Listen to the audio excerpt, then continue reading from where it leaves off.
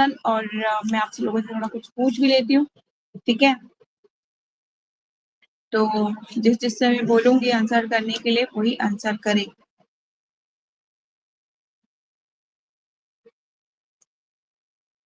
Yes, पहला question city match जी आपसे है मेरा। Hare Krishna, can you please open your video if possible. तो फर्स्ट क्वेश्चन ये है कि सिटी माता जी आ रही हो, आप सुन रहे हो मुझे? हरे कृष्णा माता जी। यस माता जी। हाँ, तो पहला क्वेश्चन ये है कि जब हम प्रगाढ़ निद्रा में सो जाते हैं, गहरी निद्रा में, तो हमारी कौन सी सेंसेस जो है एक्टिव रहती है? कल हमने पढ़ा था।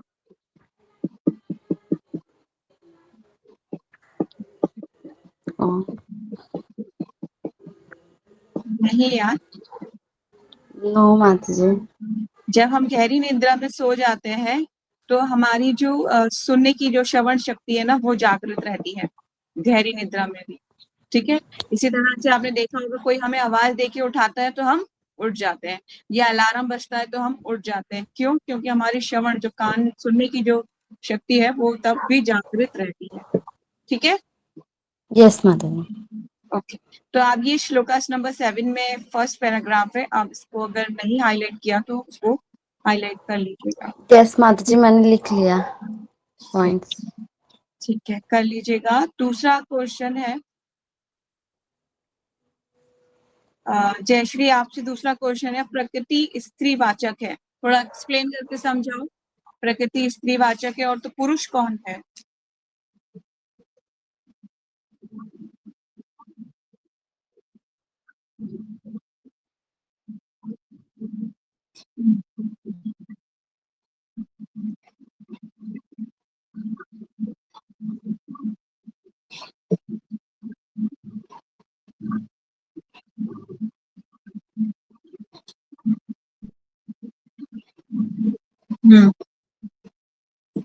Thank you. तो मतलब जब भगवान इस भूतल पे दृष्टिपात करते हैं तो सारी जीवात्माओं का उदय होता है, उनका जीवन वो होते हैं, ठीक है। तो एक ही पुरुष है, बाकी सारी स्त्रियां हैं, ही है स्त्रीवाचक है, जीव प्रकृति है मतलब, ठीक है। तो नेक्स्ट क्वेश्चन है ईशा मेरा आपसे, श्रीमद् भागवतम कितने साल पहले लिखा गया?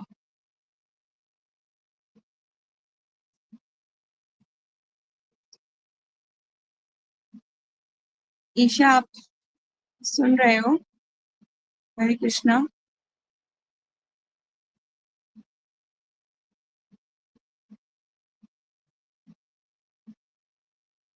हरे कृष्णा। ईशा,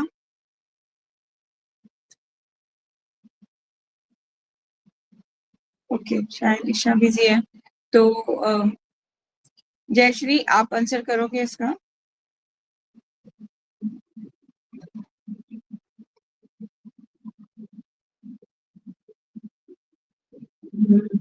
हमारे जो शास्त्र है वहाँ पे लास्ट पैराग्राफ में बता देती हूँ। श्लोकास नंबर 8 का जो पैराग्राफ है, उसमें जो नीचे की लाइन्स हैं, श्री अतः श्रीमद् भागवतम कम से कम 5000 वर्ष पूर्व संकलित हुआ था, ठीक है। तो ये कुछ ऐसी चीजें हैं, बेसिक चीजें, जो आपको बिल्कुल मतलब याद होनी चाहिए, हार्ट टू हार्ट, है ना। क्योंकि कभी भी कोई आपसे पूछ लेगा, आप पढ़ रहे हो भागवतम, जरा बता दो कितने साल पहले हुआ, तो आपको ये बेसिक नॉलेज होनी ही चाहिए, ठीक है। और नेक्स्ट क्वेश्चन है आत्माराम। तो आत्माराम किसे कहते हैं? प्रीति माता जी, आत्माराम किसे कहते हैं? हरे कृष्णा माता जी। हरे कृष्ण।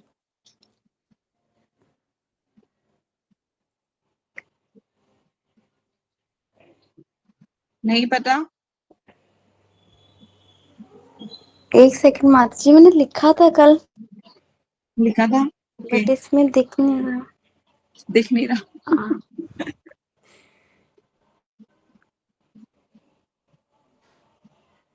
कोई बात नहीं, जयश्री बताओ।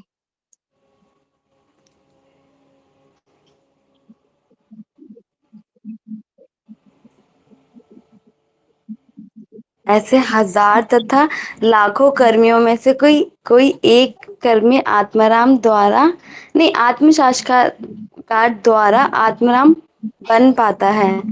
बट प्रॉपर नहीं माता जी, जो क्या कहते हैं, नि- निवृत्ति मार्ग पे जो चलता है ना, उसको बोलते हैं शायद, नॉट कंफर्म।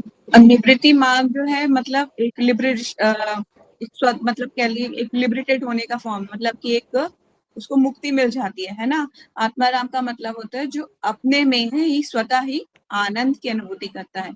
श्लोकस नंबर 9 में आपको मिलेगा इसका आंसर, साफ साफ लिखा हुआ है कि आत्मा का अर्थ है स्व और आराम का अर्थ है सुख पाना। मतलब जो व्यक्ति अपने में ही सुख पाता है, मतलब ये कि अपने अंदर, क्योंकि जो हम चैंटिंग करते हैं ना, तो हमें इंटरनल खुशी का अनुभव होता है। क्यों? क्योंकि हम भगवान का नाम ले रहे होते हैं। जो हमारे अंदर जो एनर्जी, हम जीवात्मा है ना, भगवान का ही अंश है। जब हम नाम लेंगे ना भगवान को, तो स्वतः ही आत्मा को खुशी मिलेगी। तो इस आत्मा राम अपने में ही आनंद की अनुभूति करता है। ठीक है, आत्मा, राइट। तो श्लोकस नंबर 9 से आप नोट्स बना सकते हो आत्मा राम के। अब चलते हैं श्लोकस नंबर 10। ये कुछ ऐसी चीजें हैं, क्योंकि हम आगे आगे बढ़ रहे हैं, पीछे का कुछ पूरा इरेज हो रहा है, तो ऐसे नहीं करना है। पीछे का भी आपको याद रहना चाहिए कि वो क्या रहा है।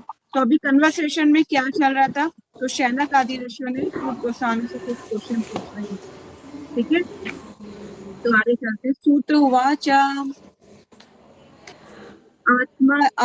आत्माराम च मुनिया निर्ग्रंथा अपि उरुक्रमे कुर्वन्ति अहेतुकं भक्तिम् इत्थं भूता गुणा हरि।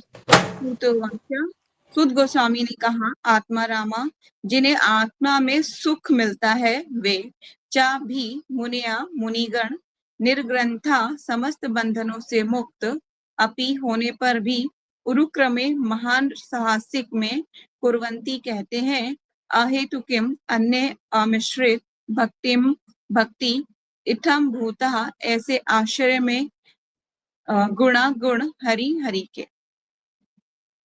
जो आत्मा में आनंद लेते हैं, ऐसे विभिन्न प्रकार के आत्माराम और विशेष रूप से जो आत्म साक्षात्कार के पथ पर स्थापित हो चुके हैं, ऐसे आत्माराम यद्यपि समस्त प्रकार के भौतिक बंधनों से मुक्त हो चुके हैं, फिर भी भगवान की अनन्य भक्ति में सेवा में संकलन होने के इच्छुक रहते हैं। इसका अर्थ ये हुआ कि भगवान में दिव्य गुण है, अतः वे मुक्त आत्माओं सहित प्रत्येक व्यक्ति को आकृष्ट कर सकते हैं। ठीक है, तो भगवान तो है ही सर्व आकर्षण। कृष्ण का मतलब क्या है? All attractive. ठीक है, सबको आकर्षित करते हैं। तो तात्पर्य पढ़ते हैं। जगत गुरु शीला प्रभुपाद जी की जय। जो भी हम श्लोकास पढ़ते हैं और वो उसको आप इम्पोर्टेंट मार्क कर सकते हो, है ना। जो चीज इम्पोर्टेंट है उसको मार्क कर सकते हो, तो ये बहुत इम्पोर्टेंट है। आगे चलते हैं तात्पर्य में। भगवान श्री चैतन्य महाप्रभु ने अपने प्रमुख भक्त शील सनातन गोस्वामी के समक्ष इस आत्माराम श्लोक की व्याख्या अत्यंत विशद रूप में की। उन्होंने श्लोक में 11 तत्वों का संकेत किया। कुछ 11 तत्व हैं जिनका वो संकेत कर रहे हैं, आपको इसको नोट्स बनाना है। ठीक है, ये है आत्माराम मुनिया निर्ग्रंथा अपि च उरुक्रमे कुर्वन्ति अहेतुकिम भक्तिम इत्थम भूत गुणा तथा हरि। विश्व प्रकाश संस्कृत कोश के अनुसार आत्माराम के 7 पर्याय हैं, जो इस प्रकार है। ब्रह्म, परम सत्य, शरीर, मन, प्रयत्न, सहिष्णुता, बुद्धि तथा व्यक्तिगत आदतें। मुनिया शब्द का मुनिया शब्द का प्रयोग इन अर्थों में होता है। जो विचारवान है, जो गंभीर तथा शांत है। जो मुनि होता है उनका जो अर्थ होता है वो इन शब्दों से होता है। जो विचारवान है, जो गंभीर तथा शांत है, तपस्वी, जो हट है, परिव्रजक परिवाचक, ऋषि तथा संत, साधु संत होना चाहिए। साधु संत। निर्ग्रंथ शब्द से निम्नलिखित भावों का वहन होता है, जो अविद्या से मुक्त है, जिसका अर्थ शास्त्रियों में कोई संबंध नहीं है, अर्थात जिसे नीति ग्रंथों, वेदों, दर्शन, मनोविज्ञान, तत्व ज्ञान आदि में वर्णित विधि विधानों के पालन करने की विवशता नहीं है।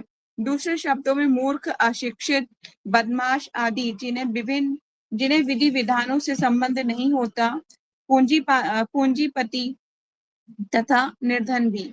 शब्दकोश के अनुसार निर उपसर्ग का प्रयोग निश्चितता, गणना, निर्माण तथा निषेध के लिए होता है, और ग्रंथ शब्द धन, पुस्तक, शब्दकोश आदि के अर्थ में प्रयुक्त होता है। उरुक्रम शब्द का अर्थ है वह जिसके कार्यकलाप महिमा मंडित है। क्रम का अर्थ है पग तथा कदम। उरुक्रम शब्द विशेष रूप से भगवान के वामन अवतार का सूचक है, जिन्होंने अपने आमय पगों से सारे ब्रह्मांड को नाप लिया। भगवान विष्णु सर्वशक्तिमान है और उनके कार्यकलाप इतने ही महिमा में है कि उन्होंने अपनी अंतरंगा शक्ति से आध्यात्मिक जगत की तथा बहिरंगा शक्ति से इस भौतिक जगत की सृष्टि की है। भगवान ने कैसे की है सृष्टि? अंतरंगा शक्ति से आध्यात्मिक जगत की सृष्टि की है, और अपनी बहिरंगा शक्ति से किसकी सृष्टि की है? इस भौतिक जगत की सृष्टि की है। अपने सर्वव्यापक पक्ष के कारण वे परम सत्य के रूप में सर्वत्र विद्यमान है, और अपने वैयक्तिक रूप में वे सदैव अपने गोलोक वृंदावन धाम में उपस्थित रहते हैं, जहाँ वे अत्यंत विविधतामयी दिव्य लीलाओं का प्रदर्शन करते हैं। उनके कार्यकलापों की तुलना अन्य किसी से की नहीं जा सकती, अतः उरुक्रम शब्द उन्हीं को शोभा देता है। ठीक है। संस्कृत क्रिया व्यवस्था के अनुसार कुर्वंती का अर्थ है किसी अन्य के लिए काम करना। इसका अर्थ ये हुआ कि आत्माराम भगवान की भक्ति में सेवा अपने स्वार्थवश नहीं, अपितु भगवान उरुक्रम की प्रसन्नता के लिए करते हैं। ठीक है। हेतु का अर्थ है कारण। मनुष्य की इंद्रिय तुष्टि के अनेक कारण हो सकते हैं, और उनका वर्गीकरण भौतिक भोग, योग शक्ति तथा मुक्ति के रूप में किया जा सकता है, जिसकी कामना सामान्य रूप से सारे प्रगतिशील व्यक्ति करते हैं। जहां तक भौतिक भोगों का प्रश्न है, भोग तो अनेक हैं, और भौतिकतावादी इनकी संख्या और भी बढ़ाते रहने के लिए उत्सुक रहते हैं, क्योंकि वे माया के वश में होते हैं। भौतिक भोगों का ना तो कोई अंत है, ना ही कोई व्यक्ति भौतिक जगत में इन सारे भोगों को पा सकता है। जहां तक योग शक्ति का प्रश्न है, इनकी संख्या 8 है। ठीक है। जैसा कि अपने रूप को अत्यंत छोटा बना देना, भार रहित बनना, इच्छा अनुसार वस्तु प्राप्त करना, भौतिक प्रगति पर प्रभुत्व जताना, अन्य जीवों को नियंत्रित करना, ग्रहों की रचना करना इत्यादि। ठीक है। इन योग शक्तियों का उल्लेख भागवत में हुआ है। मोक्ष के 5 प्रकार हैं। यहाँ पे बहुत चीजें बताई जा रही हैं। मोक्ष भी बताया जा रहा है। पहले सिद्धियों के बारे में बताया जा रहा है। सिद्धियां बहुत सारी होती है, योग सिद्धियां। ठीक है।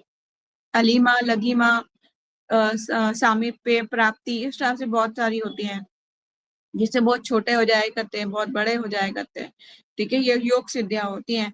ठीक है। मोक्ष 5 प्रकार के हैं। अतः अनन्य भक्ति का अर्थ है उपयुक्त व्यक्तिगत लाभों की आकांक्षा से रहित होकर भगवान की सेवा करना। सर्वशक्तिमान भगवान श्री कृष्ण समस्त प्रकार के व्यक्तिगत लाभों से मुक्त ऐसे अनन्य भक्तों द्वारा पूर्ण रूप से प्रसन्न हो सकते हैं। भगवान की अनन्य भक्ति में सेवा विभिन्न अवस्थाओं से होकर प्रगति करती है। भौतिक क्षेत्र में भक्ति के अभ्यास के 81 विभिन्न गुण हैं, और इन सब के ऊपर भक्ति का दिव्य अभ्यास होता है, जो एक है, और साधन भक्ति कहलाता है। जब साधन भक्ति का अनन्य अभ्यास भगवान की दिव्य प्रेमा में परिपक्व होने लगता है, तो भगवान की दिव्य प्रेमा भक्ति 9 अवस्थाओं में क्रमशः विकसित होने लगती है। ये हैं आसक्ति, प्रेम, स्नेह, अनुभाव, प्रणय, राग, अनुराग, भाव तथा वियोग। ठीक है। क्या है ये? प्रेमा भक्ति के 9 अवस्थाएं, आप इनको नोट डाउन कर सकते हैं। ठीक है, प्रेमा भक्ति की ये आपको बार बार मतलब काम आएगा। प्रेमा भक्ति की 9 अवस्थाएं होती हैं, आसक्ति, प्रेम, स्नेह, अनुभाव, प्रणय, राग, अनुराग, भाव तथा वियोग। ठीक है, ये आपको मतलब पक्का इसमें से नोट डाउन करना ही करना है 100%। कोई चीज आप चाहे पीछे की चाहे हो सकता है इस पैराग्राफ में आपको चीज छोड़ दो, पर ये भक्ति के 9 आपको जो है अवस्थाएं, इनको जरूर नोट डाउन करना है। निष्क्रिय भक्त की आसक्ति भगवान के प्रति प्रेम की अवस्था तक बढ़ती है। सक्रिय सेवक की आसक्ति राग अवस्था तक, जो सक्रिय भक्त होता है उसकी सेवा की आसक्ति राग अवस्था तक, और सुख और सखा भक्त की अनुभाव अनुभाव अवस्था तक बढ़ती है। यही हाल मातृ पितृ प्रेम का है। माधुर्य प्रेम में भक्तगण विरह अवस्था तक भाव को बढ़ाते हैं। भगवान की अनन्य भक्ति के ये कुछ लक्षण हैं। यहाँ पे नीचे लक्षण भी स्पष्टता एग्जाम्पल के थ्रू भी आपको बताया जा रहा है कैसे ये लक्षण होते हैं। हरि भक्ति सुधोदय के अनुसार इथम भूत शब्द का आश्रय पूर्ण आनंद है। किसका आश्रय? इथम भूतम शब्द का मतलब होता है पूर्ण आनंद। निराकार ब्रह्म की अनुभूति से प्राप्त दिव्य आनंद की तुलना बछड़े के गोखुर से बने गड्ढे में आने वाले रंच मात्र जल से की जा सकती है। भगवान के दर्शन रूपी आनंद के सागर की तुलना में ये तुच्छ है। भगवान श्री कृष्ण का व्यक्तिगत रूप इतना आकर्षक है कि वे अपने में समस्त आकर्षण, समस्त आनंद तथा समस्त रसों को संजोए हैं। ये आकर्षण इतने प्रबल हैं कि कोई भी व्यक्ति इनका विनिमय भौतिक भोग, योग शक्ति तथा मुक्ति से नहीं करना चाहता। इस कथन के समर्थन में किसी तर्क की आवश्यकता नहीं है, किंतु मनुष्य अपने स्वभाव से भगवान कृष्ण के गुणों के प्रति आकृष्ट होता है। हमें भली भांति जान लेना चाहिए कि भगवान के गुणों का अलौकिक गुणों से कोई सरोकार नहीं होता। वे सभी आनंद ज्ञान तथा शाश्वतता से परिपूर्ण होते हैं। भगवान के गुण असंख्य हैं और कोई किसी गुण से आकृष्ट होता है और तो दूसरा किसी अन्य गुण से। ठीक है, आपको हो सकता है भगवान का कोई एक पर्टिकुलर गुण आकर्षित करे और किसी को कोई दूसरा गुण आकर्षित करे। ठीक है, सनक, सनातन, सनंदन तथा सनत कुमार नामक चारों ब्रह्मचारी भक्त भगवान के चरण कमल पर अर्पित फूलों की सुगंध तथा चंदन युक्त तुलसी दल से आकृष्ट हुए थे। ये आपको पैराग्राफ जो है इसको आपको नोट डाउन करना है। आप कहोगे माता जी हर चीज को कैसे नोट डाउन कर सकते हैं, पर ये कुछ इंपॉर्टेंट चीजें हैं जिनको आपको नोट डाउन करना ही करना है। ब्रह्मा जी के 4 मानस पुत्र हैं जिनके इनके नाम आपको बाय हार्ट होने चाहिए। कभी भी मैं पूछूं तुरंत बता सको, तो मैं इसलिए कल आपको पूछ सकती हूँ कि बताइए। तो इनके नाम है सनक, सनातन, सनंदन तथा सनत कुमार। ठीक है, तो ये कैसे आकृष्ट हुए थे भगवान के प्रति? ये भगवान के प्रति जो है भगवान के चरण कमलों पर अर्पित फूलों की सुगंध तथा चंदन युक्त तुलसी दल से आकृष्ट हुए थे। ठीक है, तो ये लाइन मैं आपसे पूछ सकती हूँ कि ये कौन है और ये भगवान से कैसे आकृष्ट होते हैं। Very important. सुखदेव गोस्वामी पहले से मुक्त अवस्था को प्राप्त थे, फिर भी वे भगवान की लीलाओं से आकृष्ट हुए। इससे ये सिद्ध होता है कि भगवान की लीलाओं की गुणवत्ता को भौतिक संसर्ग से कुछ लेना देना नहीं होता। इसी प्रकार तरुणी गोप कुमारियां भगवान के शारीरिक लक्षण से आकृष्ट हुई और रुक्मणी भगवान की महिमा का श्रवण करके आकृष्ट हुई। देखिए यहाँ पे अलग अलग भक्तों की बात बताई जा रही है कि वो कैसे कैसे भगवान से आकृष्ट होते हैं। ठीक है, भगवान कृष्ण भाग्य की देवी लक्ष्मी के मन को आकृष्ट करने वाले हैं। विशेष परिस्थितियों में वे समस्त तरुणियों के मन को मोहित करते हैं। ये वयस्क महिलाओं के मनों को मात्र स्नेह के रूप में आकृष्ट करते हैं। वे पुरुष के मन को सेवक तथा सखा भाव में आकृष्ट करते हैं। ठीक है, मतलब पुरुषों को कैसे आकृष्ट करते हैं, तरुणियों को कैसे आकृष्ट करते हैं, ठीक है, लक्ष्मी को कैसे आकृष्ट किया। तो ये सारी चीजें इज वेरी इंपॉर्टेंट। भगवान सबों के मन को आकृष्ट करने वाले हैं, तो भगवान को क्या कहते हैं? All attractive. ठीक है, सर्व आकर्षण। हरि शब्द के, अब यहाँ पे हरि शब्द के अनेक अर्थ हैं, लेकिन इसका मुख्य आश्रय यह है कि भगवान सारी अशुभ वस्तुओं को नष्ट करते हैं और भक्त के मन को शुद्ध दिव्य प्रेम प्रदान करके मतलब भक्त के मन को शुद्ध दिव्य प्रेम प्रदान करके हर लेते हैं। घोर कष्ट में होने पर भगवान का स्मरण करने से मनुष्य के सारे दुख तथा चिंताएं दूर हो जाती हैं। जब कष्ट आता है तब हम भगवान को याद करते हैं, है ना? लेकिन अगर आप रोज भगवान को याद करो तो भगवान कितने खुश होंगे। जैसे कि हम रोज चैंटिंग करते हैं ना, तो उसी तरह से भगवान को बहुत प्रसन्नता होती है। अगर हम रोज उनका नाम लेते हैं, वो देखते हैं अच्छा मेरा नाम लेने का प्रयास कर रहा है ना? बहुत खुश होते हैं भगवान।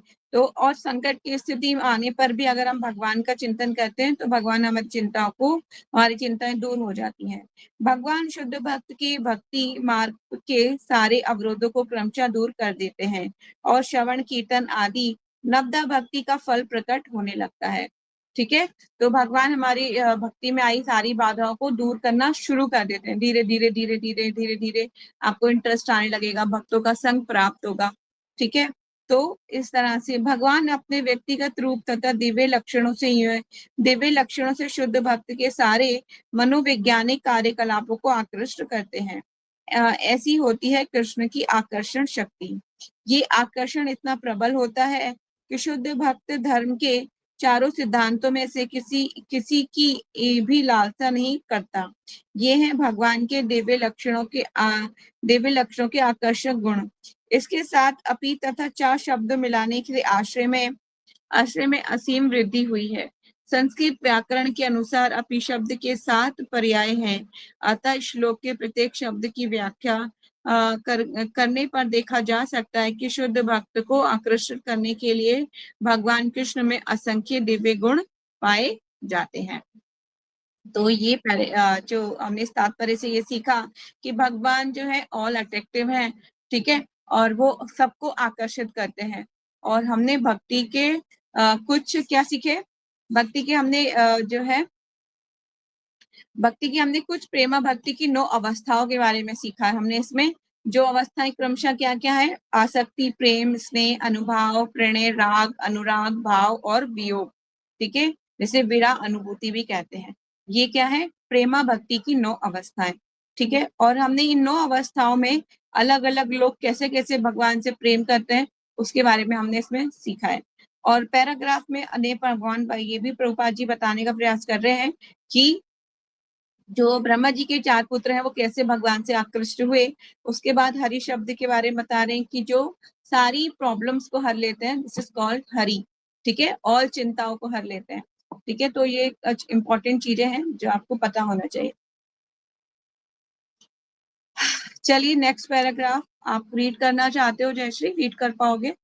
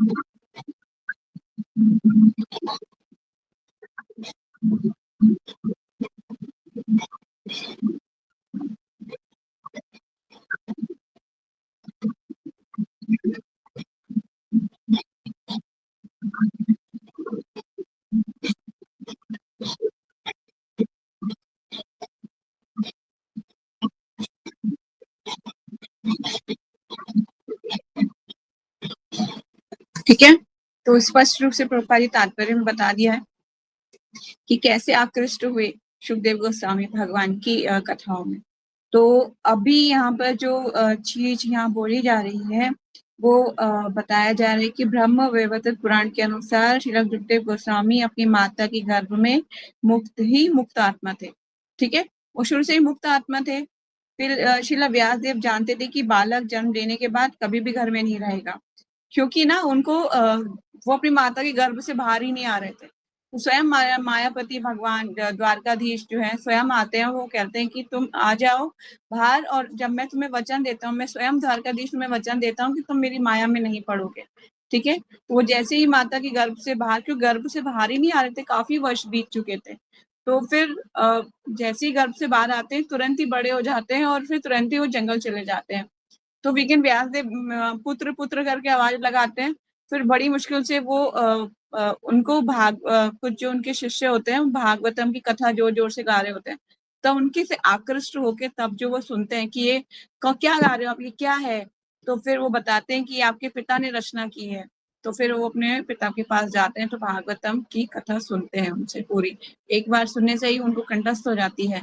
ठीक है, क्योंकि भगवान की लीला है इतनी मधुर, तो बहुत आकर्षित हो जाते हैं। तो यहाँ पे प्रभुपाद जी इस तात्पर्य में बताने का प्रयास कर रहे हैं कि निराकार और साकारवादी जो हैं दोनों ही आपस में प्रतिस्पर्धा की भावना रहती है, वो बता रहे हैं।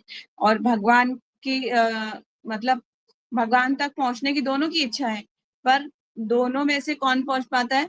सिर्फ साकारवादी ही भगवान तक पहुंच पाएंगे, निराकारवादी सिर्फ ब्रह्म ज्योति तक ही आके वापस लौट जाएंगे। ठीक है, तो इस प्रकार ये इसमें सुखदेव गोस्वामी कैसे आकृष्ट हुए, इसमें इस चीज का आंसर बता रहे हैं तात्पर्य में कि स्पष्ट रूप से बता दिया गया है। तो अभी हमारे पास टाइम है, हम थोड़ा और पढ़ लेते हैं। श्लोकास नंबर 12।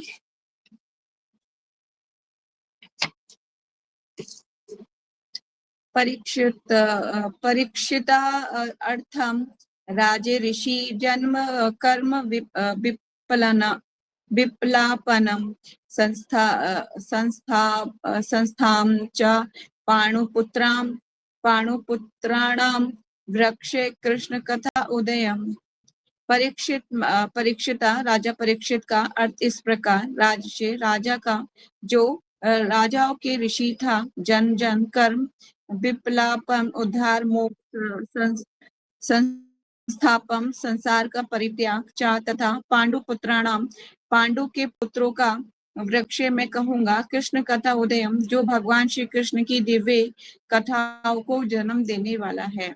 अब सूत गोस्वामी आगे बता रहे हैं, अब हम एंटर कर रहे हैं कथाओं में जिसमें बहुत डीप नॉलेज में आएंगे। ठीक है, तो सूत गोस्वामी ने शौनक आदि ऋषियों को संबोधित किया। अब मैं भगवान श्री कृष्ण की दिव्य कथा तथा राज ऋषि महाराज राज ऋषि परीक्षित महाराज के जन्म कार्यकलाप तथा मोक्ष विषयक वार्ताएं तथा पांडु पुत्रों द्वारा ग्रस्त आश्रम के त्याग की कथाएं कहने जा रहा हूँ। तो मैंने जब कल आपको महाभारत की कुछ स्टार्टिंग की स्टोरी बताई थी, तो अब हम उसे कनेक्ट करना शुरू करेंगे।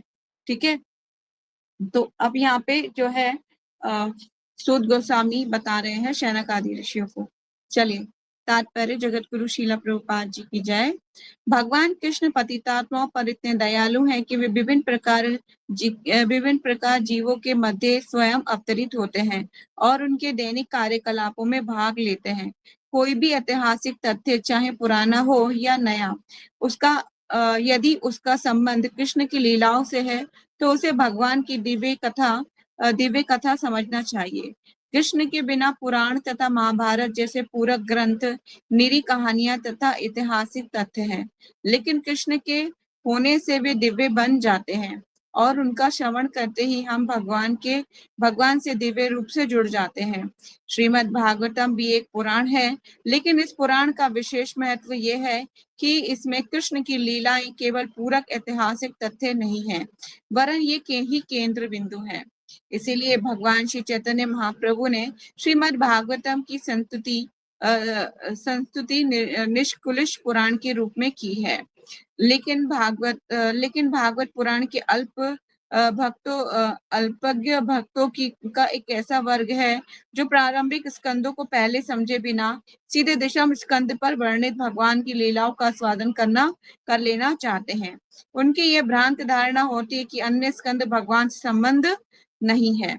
ठीक है, तो कभी कभी ये क्वेश्चन पूछा जा सकता है कि श्रीमद् भागवतम में भगवान की कौन से ग्रंथ में, कौन से स्कंद में, श्रीमद् भागवतम के कौन से स्कंद में भगवान की बारे में विस्तार से रूप में बताया गया है।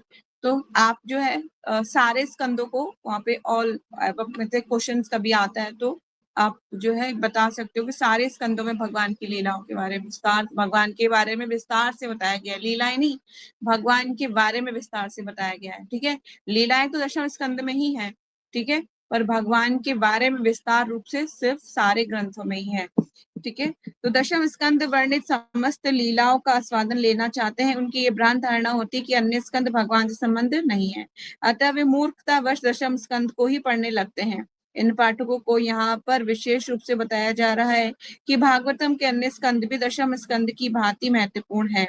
पाठकों को चाहिए कि वे अन्य 9 स्कंदों का तात्पर्य समझे बिना ही दशम स्कंद की विषय वस्तु में प्रवेश करने का प्रयत्न ना करें।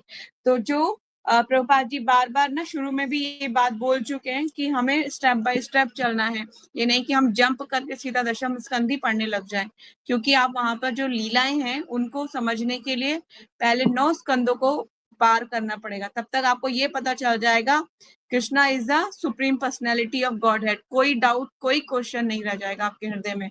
ठीक है, तो जो अभी कुछ संशय कहीं कहीं थोड़े थोड़े हुए भी, वो भी सारे इरेज हो जाएंगे।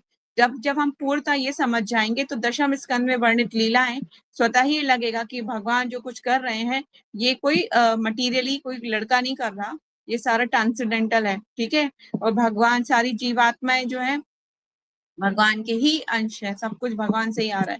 तो जिस तरह से हम अपने बॉडी पार्ट्स के साथ कोई चीज करते हैं तो हमारे को कोई गलत नहीं होता, उसी तरह से भगवान भी अगर कोई लीलाएं कर रहे होते हैं तो वो कुछ गलत नहीं है। ठीक है, दशम स्कंद में ऐसी कुछ लीलाएं हैं जिनको पढ़ के मूर्ख लोग जो है विवल्डर हो जाते हैं, मतलब परेशान हो जाते हैं। तो यही बोल रहे हैं प्रभुपाद जी की तात्पर्य समझे बिना दशम स्कंद की विषय वस्तु में प्रवेश करने का प्रयत्न ना करें। कृष्ण तथा पांडवों जैसे अनेक शुद्ध भक्त एक समान धरातल पर हैं। कृष्ण समस्त रसों में स्थित अपने भक्तों से रहित नहीं होते और पांडव जैसे शुद्ध भक्त भी कृष्ण से रहित नहीं है। भक्त तथा भगवान परस्पर जुड़े हुए हैं और उन्हें विलग नहीं किए जा सकते, अतः उनसे संबंधित सभी बातें कृष्ण कथा ही है। ठीक है, भगवान से संबंधित जितनी भी बातें होंगी उनके भक्तों के बारे में पढ़ रहे हो वो सारी कृष्ण कथाएं हैं। ठीक है, अब हमारे पास अभी 10 मिनट है। जयश्री पढ़ोगे आप श्लोकास नंबर 13 एंड 14?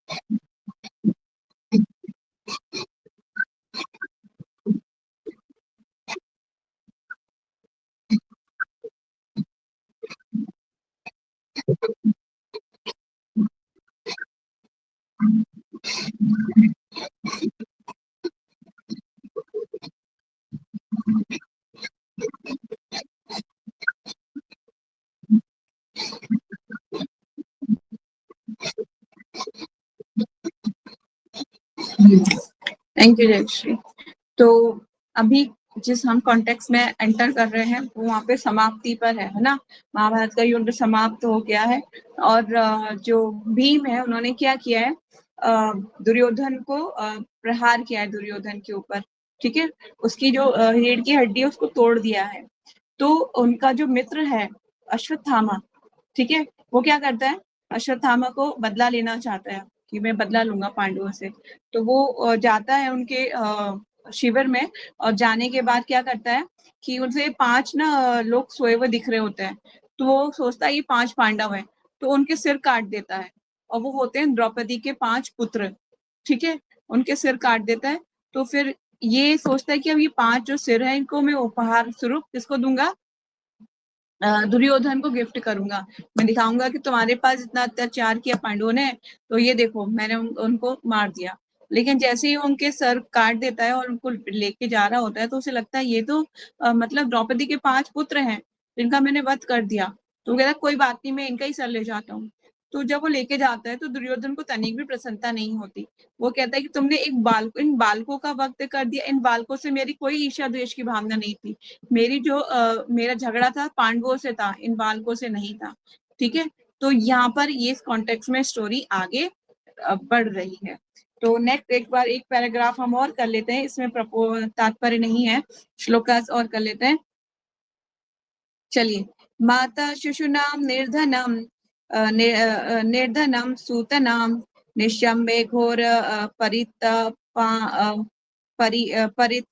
परितपमाना ददा अरुदत बाष्पकल अकुल अकुलक्षी तामस सत्वयन अह कीरटमाली माता माता शिशूनाम अबोध निर्धन निधनम हत्या सूतनाम पुत्रों की निशंबे सुनकर घोरम निशंसता पूर्वक परितप्यमाना शोक करती। तदा उस समय अरुदत रोने लगी। बाष्प कल अकुलित अक्षी आंखों में आंसू के साथ ताम उसको सत त्वयं धीरज बंधाते हुए अहो कहा कीरट माली अर्जुन ने। ठीक है, अर्जुन ने अब अर्जुन को ढांढस बंधा रहे हैं। पांडवों के पांचों पुत्रों की माता द्रौपदी, ठीक है, अपने पुत्रों का वध सुनकर आंसुओं से भरी आंखों के साथ अपने शोक से विलाप करने लगी। इस घोर स्थिति में उसे ढांढस बंधाते हुए अर्जुन उससे इस प्रकार बोले। ठीक है, तो नेक्स्ट श्लोकस में अब हम कल ही पढ़ेंगे। ठीक है, तो क्या होता है, क्या बोलते हैं अर्जुन, क्योंकि अब स्टोरी लाइन में एंटर कर चुके हैं महाभारत की। अभी यहाँ पर द्रौपदी के 5 पुत्रों का वध हो चुका है। बाकी हम कल एंटर करेंगे बाकी स्टोरी में। तो आप लोगों का कोई डाउट है, कोई क्वेश्चन है तो यू कैन आस्क। हरे कृष्णा।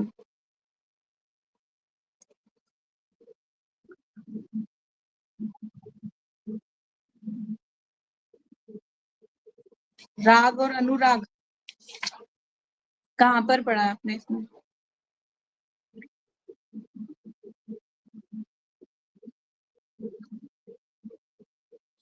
एक मिनट।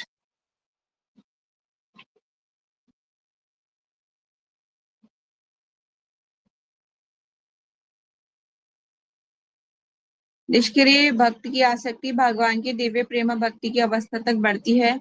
सक्रिय सेवक की आसक्ति राग अवस्था तक और सखा भक्त की अनुभाव अवस्था तक बढ़ती है।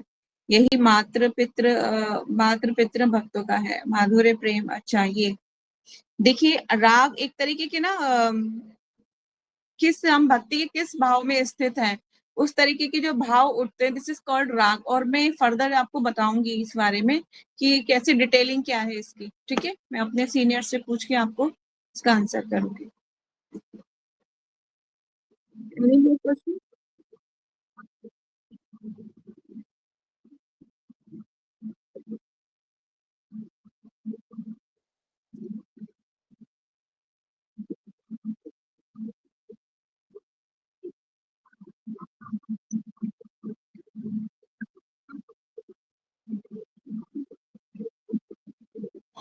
ज्यादा उनसे इंटरेक्ट नहीं करना है। वो भगवान को निराकार ही बताएंगे कि भगवान निराकार है ना। लेकिन अ, अगर आप फिलोसफी के अगर उनसे अगर आप जो है फिलोसफी आपकी अच्छी नहीं है, आप उनको मतलब नहीं डिफीट कर सकते, तो फिर अच्छा है कि आप जो है अलग ही हो जाओ, मतलब बात ना करो। अगर आपकी फिलोसफी स्ट्रांग है तो यू कैन आंसर, आप आसानी से उनकी बात का आंसर कर सकते हो, तभी आप उनसे डिबेट करो। अदरवाइज आप जो है शांत हो जाओ और हरे कृष्णा बोल के निकल जाओ, उस रास्ते पे छोड़ दो। ठीक है, क्योंकि देखिए, कभी कभी बड़ी मछली छोटी मछली को खा जाती है।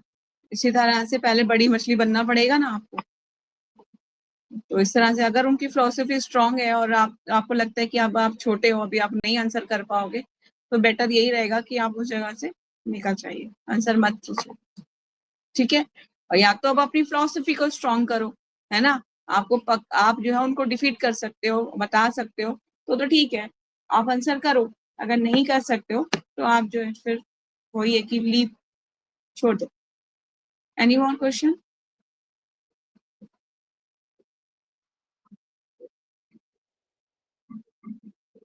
हाँ,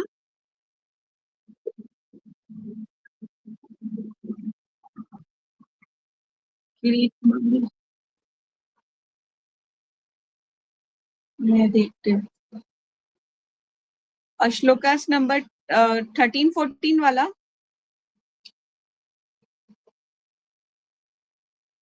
कौन सा श्लोक है?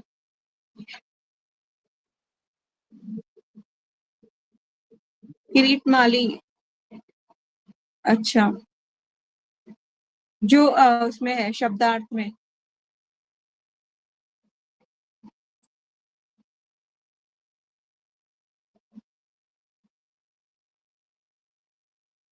मैं आपको को देख के सीनियर से पूछ के बताऊंगी, इसका मुझे नॉलेज नहीं है।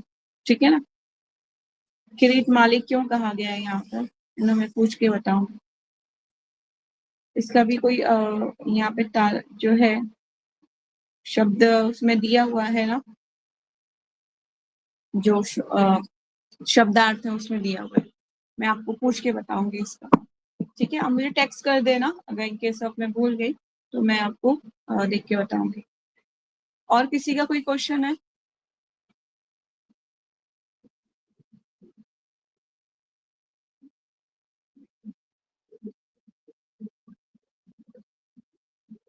हाँ,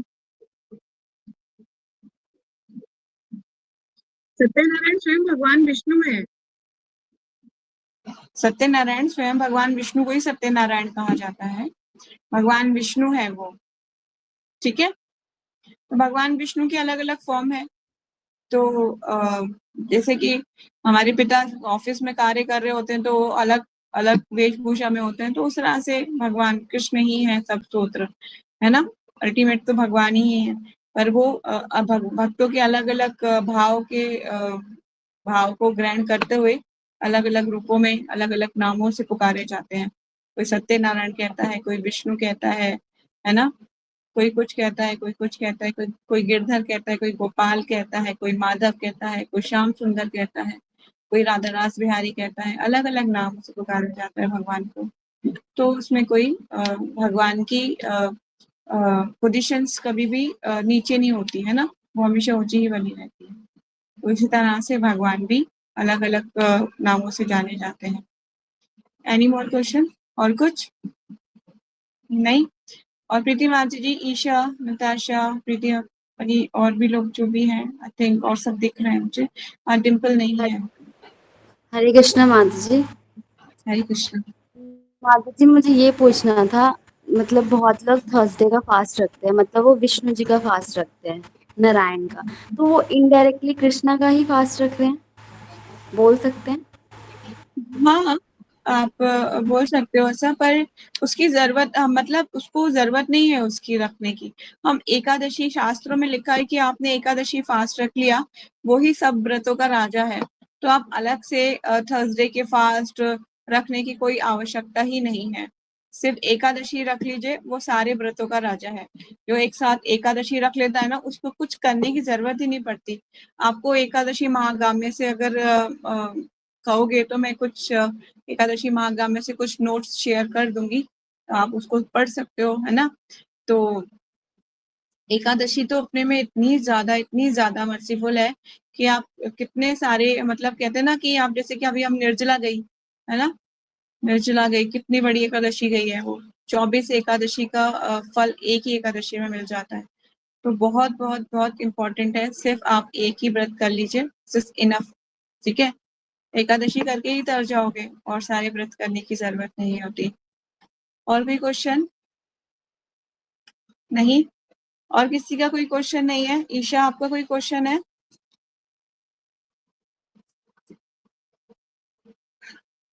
नहीं, नो रिप्लाई।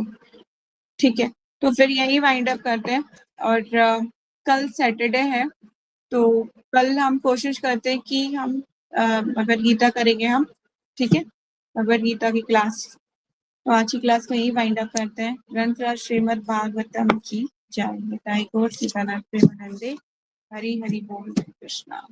वाञ्छाकल्पतरुभ्यश्च कृपा सिन्धुभैः च पतितानां पावनेभ्यो वैष्णवेभ्यो नमो नमः। अनंत कोटि वैष्णव भक्तवृंद की जय। ग्रंथराज श्रीमद् भागवतम की जय। थैंक्स फॉर जॉइनिंग प्रीति, आज जी, जय श्री ईशा, ताशा। Thanks for joining. Hare Krishna.